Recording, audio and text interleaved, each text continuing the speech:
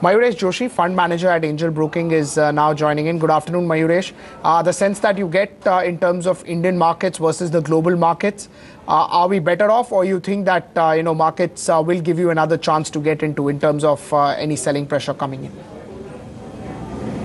Afternoon, Pankaj. Clearly, I think the volatility will continue. You're looking at the PMI Chinese data, you're looking at global cues, and that is going to keep pressure on the Indian markets. Having said that, I think on the domestic cues, everybody is looking up to what RBI might do in the coming week. And again, clearly the markets have largely factored in a 25 bips cut coming through.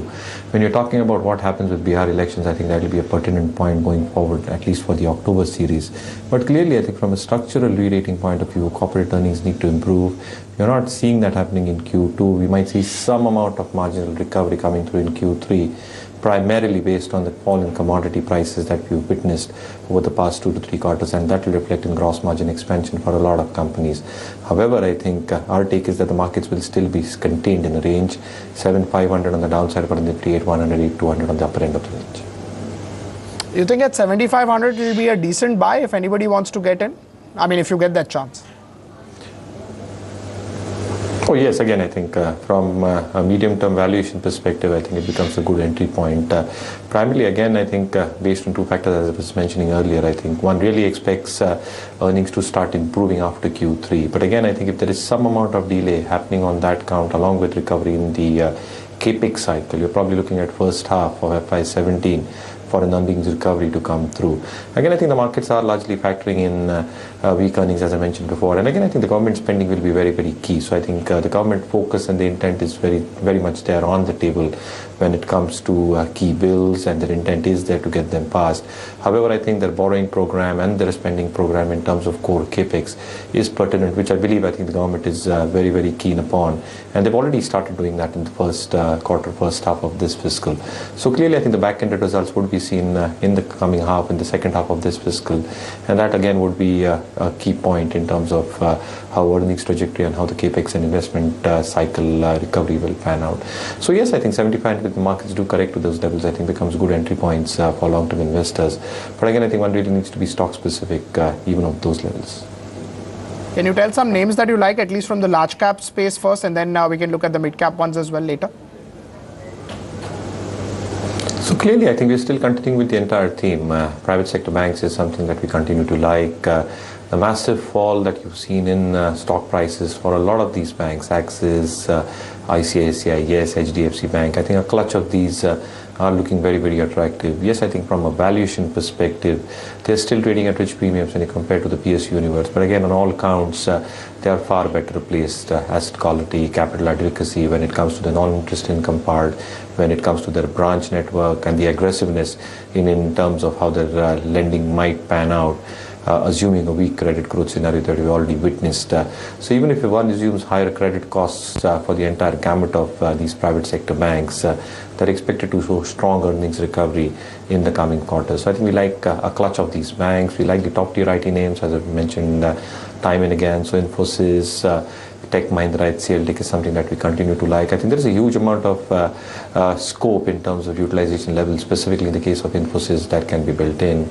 HCL Tech, again, the kind of diversification it's got, and specifically the contribution that engineering services, which contribute to 18.9%. Mayuresh, I just wanted to talk about the private sector names. Aren't you worried about the new small banks, the different license that is coming in, the new modes of banking that are coming in? Are you particularly not worried about that? And the way these private banks have been growing in may actually change quite significantly? No, clearly I think it obviously adds to the competitive landscape, and financial inclusion is one of the key important points in taking the entire gamut of financial services across the country. So I think it definitely aids to the competitiveness for a lot of these banks, and I think that will keep them on their toes. And again, I think I'm not seeing too much happening in terms of earnings downgrades happening, even if these small licenses are issued. I think it's healthy generally for the economy, and it's healthy generally for the banking sector, because there's a long way to go, I think, and there are enough opportunities for all players. I think private players already being there are probably more equipped to tap into a lot of product services in terms of reach as well. So in that case itself, I think not too perturbed in how competition shapes up. But again, I think earnings recovery will be strong in my opinion, for a lot of these banks over the next 2 years.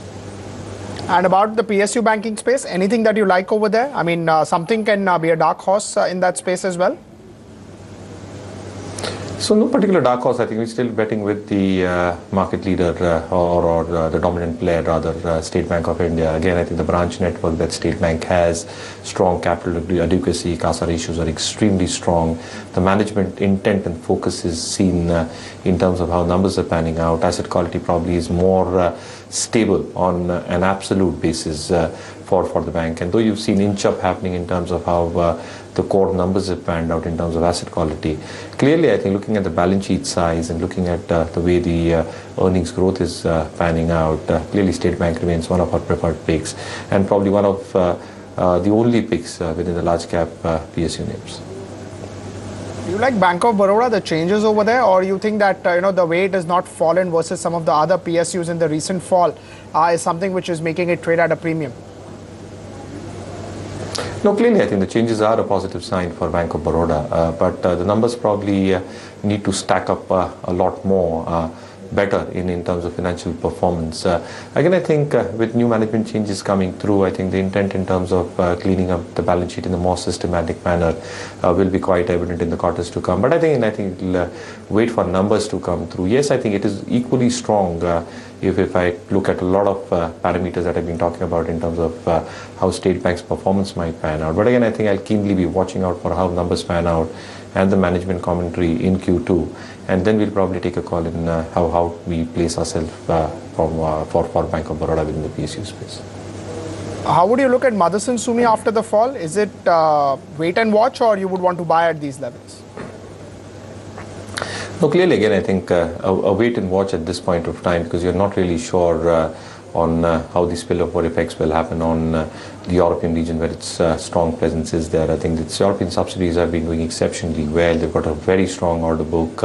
And though we've seen some amount of margin compression come through on SMR and SMP's EBITDA front, clearly I think the new plants specifically that are getting set up in the US is one pertinent angle that I'll be probably looking at that will impact cash flows to a certain extent. But again, I think even the domestic business is something that I'll keenly watch out for. In the quarter gone by, the copper costs, the discounting factors, the currency factors did have an impact in terms of their domestic business. On a standalone basis, the structural story in terms of order book execution looks quite decent. But again, if it spills it over, I think the EPS hit will be quite significant. So I think I'll have to wait for the quarter's results to come through.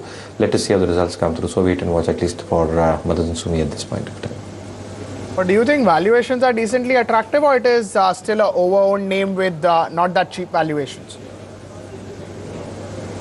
No, clearly, Pankaj, I think if you look at the run-up in terms of stock price over the last year and a half, I think a significant appreciation has happened. And again, I think the premium justification that Motherson Sumi got was more or less held up by the markets because of the burgeoning order book. The order book was still coming through. The performance and utilization levels across plants, whether that were European plants, it's Southeast Asian plants, I think were having sufficient catering done to its overseas clients.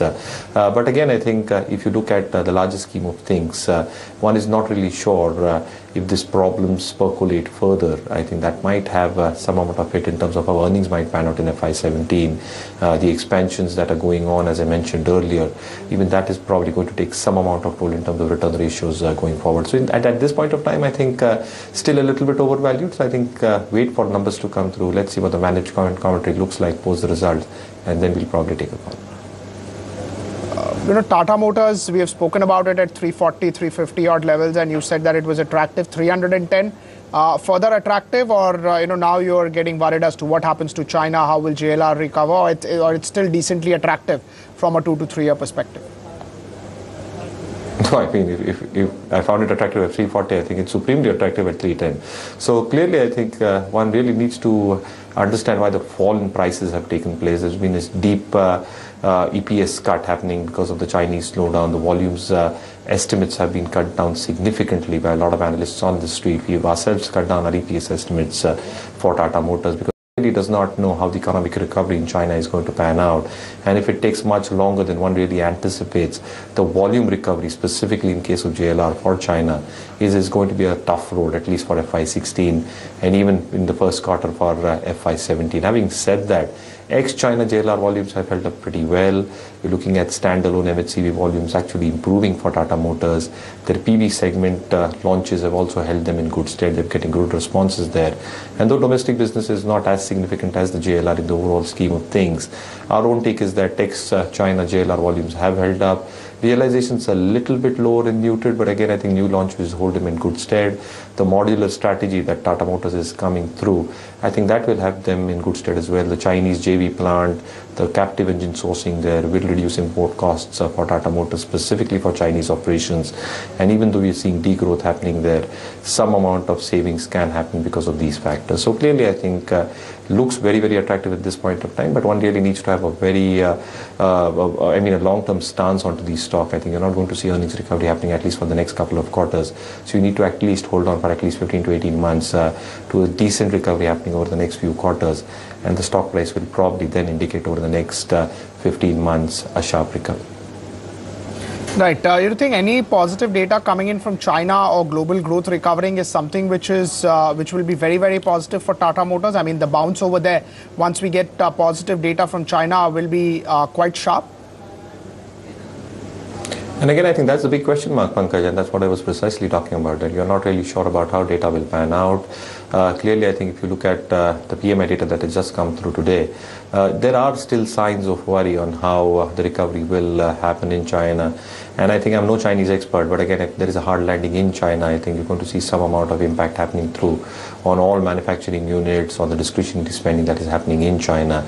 You've already seen what has happened with real estate. You're seeing what is happening with the securities market in China. So again, I think one really needs to wait and watch on that front. The Fed already has given its statements. And again, I think out of the two core parameters that it was talking about, inflation at 2%, still struggling to meet that mark. But again, I think the global cues are keeping the Fed decision in tenterhooks as well. So yes, I think the global recovery in terms of how demand will pan out, how demand actually will hold up in terms of a global scale is still a big question mark. So I think one really needs to wait and watch over the next few months on how global data pans out.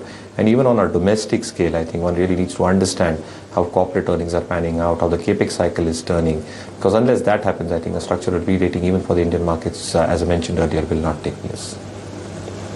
Mayuresh, thank you so much for joining us here this afternoon. Always a pleasure talking to you. We're taking a quick break. Markets seem to be flat with a positive bias, 40 points high for the Nifty. Last we check, I think it's 38 now. Yeah, it's about close to 37, 38. So slightly get 32 now. Okay, so it's slightly getting volatile, but still we're significantly off the day's lowest point. Taking a break, coming back in 2 minutes.